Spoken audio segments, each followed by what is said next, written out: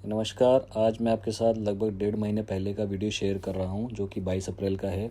और ये वही टाइम था जब कुवैत का एयरपोर्ट कम्प्लीटली बंद था, क्योंकि वहाँ पे जो ईरान ने हमले किए थे और वहाँ पे काफ़ी डैमेज कर दिया था। तो जो सारी फ़्लाइट्स थी वो सऊदी के थ्रू जा रही थी। तो जिनको भी इमरजेंसी में जाना पड़ रहा था मुसीबत के समय में या किसी और रीज़न से, तो सऊदी के थ्रू ही जा रहे थे। और जो टिकट के प्राइस थे वो भी बहुत महंगे थे, क्योंकि लिमिटेड सर्विस थी और लिमिटेड एयरलाइन ऑपरेट कर रही थी।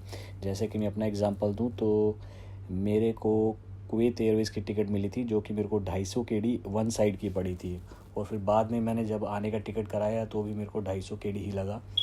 बट दिक्कत की बात ये थी कि पैसा तो ज़्यादा लग ही रहा था, पर साथ में उतनी ज़्यादा परेशानी दिक्कत भी हो रही थी, क्योंकि जैसे कि मेरी रिहाइश जो मेरे को कंपनी की साइड से मिली है वो महाबोला में है। तो मेरे को बोला गया था कि मेरा पिकअप जो रहेगा वो अल खेरान मॉल से रहेगा, जो कि कम से कम 50 मिनट का रास्ता था। और वहाँ जाके फिर वहाँ से बस से वोल्वो बस से पिकअप होना था और सऊदी बॉर्डर पार करके हमको दमाम ले जाना था, जो कि जैसे 9 बजे रात का पिकअप बताया गया था, तो सुबह हम 5-6 बजे पहुँचना था। तो ये मैं अभी आपको जो नज़ारा दिखा रहा हूँ ये अल खेरान मॉल का है और काफ़ी अच्छी सीनरी थी वहाँ पे। और पर हमको कम से कम 2-3 घंटे उधर वेट करना पड़ा, क्योंकि हम 6 बजे पहुँच गए थे। तो हमारा बोर्डिंग वगैरह होते होते और काफ़ी वेट की कराया गया हमको। फिर चेकिंग हुई, उसके बाद में जैसे कि आप देख सकते हैं क्यू लगा, बसें लाइन से लगी हुई थी। और फिर इन्हीं बसों में लोगों के बैच बना के भेजा जा रहा था। जैसा कि हमको 9 बजे का टाइम दिया गया था, तो 9 बजे हमको बोर्डिंग करवा दी गई बसों में। और उसके बाद एक एक करके सारी बसें अल खैरान मॉल से डिपार्चर हो गई।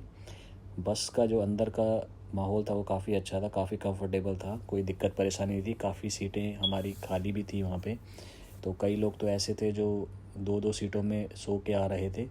पर खैरान मॉल से निकलने के बाद कुछ सफ़र करने के बाद ही जब कुवैत का बॉर्डर आया, तो वहाँ पे काफ़ी इंटेंस चेकिंग हो रही थी, काफ़ी सिक्योरिटी थी वहाँ पे।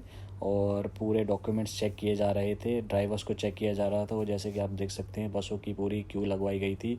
तो इस प्रोसेस में कम से कम 2-2.25 घंटे का टाइम लग गया। और जब ये चेकिंग ख़त्म हुई, जैसे ही फिर हमने क्रॉस करके सऊदी के बॉर्डर पे पहुँचे। जैसे ही हम सऊदी बॉर्डर पहुँचे वहाँ पे भी सेम प्रोसेस थी, पूरी सिक्योरिटी चेक हुआ, 2-2.25 घंटे का टाइम लगा। और फिर उसके बाद हम दमाम के एयरपोर्ट पे पहुँच गए। दमाम के जो एयरपोर्ट था वहाँ पे हमारा ले ओवर था, मतलब हमको फ़्लाइट पकड़ने के लिए कम से कम 2-3 घंटे का वेट था। दमाम के एयरपोर्ट का नज़ारा कुछ इस तरह का था। काफ़ी अच्छा एयरपोर्ट लगा मेरे को, वो भी काफ़ी स्पेशियस था। और फिर मैंने थोड़ा ब्रेकफास्ट कर लिया, हालांकि मन नहीं कर रहा था, बट काफ़ी देर से भूखा था तो मैंने कुछ खा लिया। और थोड़े यहाँ के शॉट्स लिए, वीडियोस ली। और उसके बाद में फिर हमारी बोर्डिंग चालू हो गई। धीरे धीरे हमने फ़्लाइट की तरफ बढ़ना चालू किया। मौसम बाहर देखने पे काफ़ी अच्छा लग रहा था, क्योंकि धूप वगैरह इतनी नहीं थी और कुछ बारिश जैसा माहौल लग रहा था।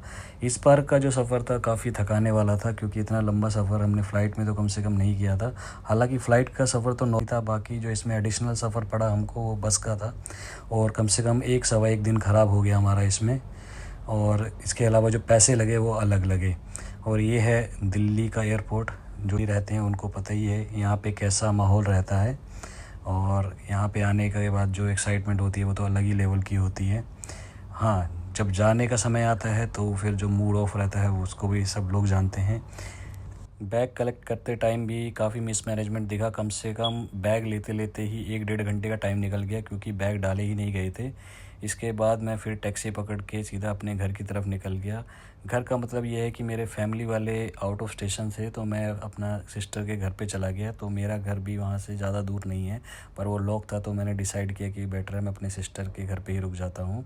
और मेरे जीजा भी वहाँ पे। तो ये है दिल्ली का सफ़र, जैसा कि आप देख सकते हैं।